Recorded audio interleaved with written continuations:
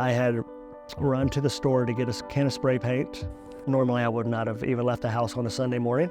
I had a heart attack behind the wheel of my vehicle. Eyewitness accounts say I was hunched over the wheel, so I had lost consciousness and ended up plowing straight into a tree. Had that heart attack occurred 30 to 60 seconds later, I would have made that right onto my street and actually pulled into my garage and died alone that day. Just the chain of events that happened were quite miraculous.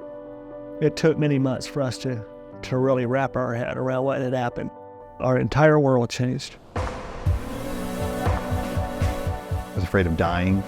I was afraid for my family. There is no faith. Heart attacks do not discriminate. There's one thing I could tell my doctors, I want the full story. I never really envisioned that I was going to have a heart attack.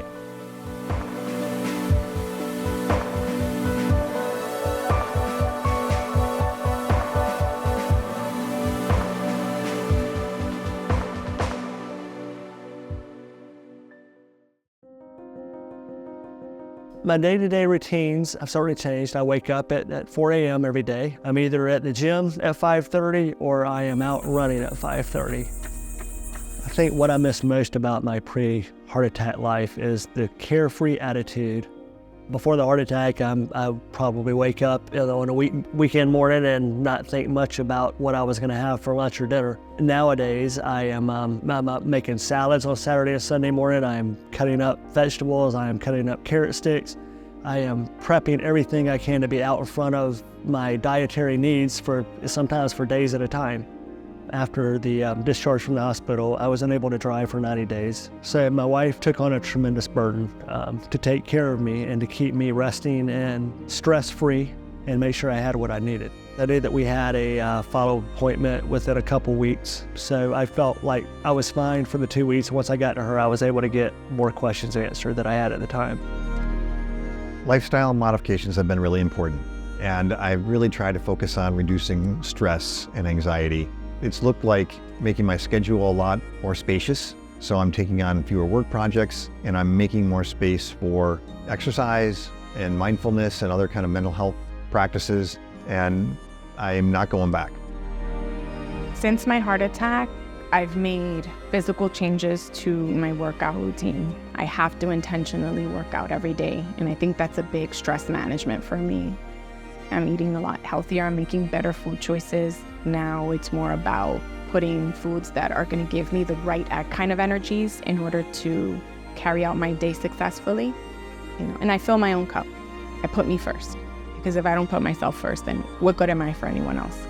Ultimately, coming out of any traumatic event, but obviously my heart attack, I would have loved to see my doctor more. But unfortunately, through our insurance and many insurances, you're regulated how many visits you have. And that's always kind of the challenge. My number one concern after the heart surgery was, am I going to have another heart attack? What can I do to prevent that? I went through 30 sessions of cardiac rehab. It was a lot of work. I was just determined to get back to normal, I would say. But I've had several appointments with my cardiologist. He specifically said to keep my cholesterol down. And he's been really watching all of that through blood work. I think the important thing for me is, making sure I take my medications that I need every day, trying to stay stress-free, which is hard. I'm still working.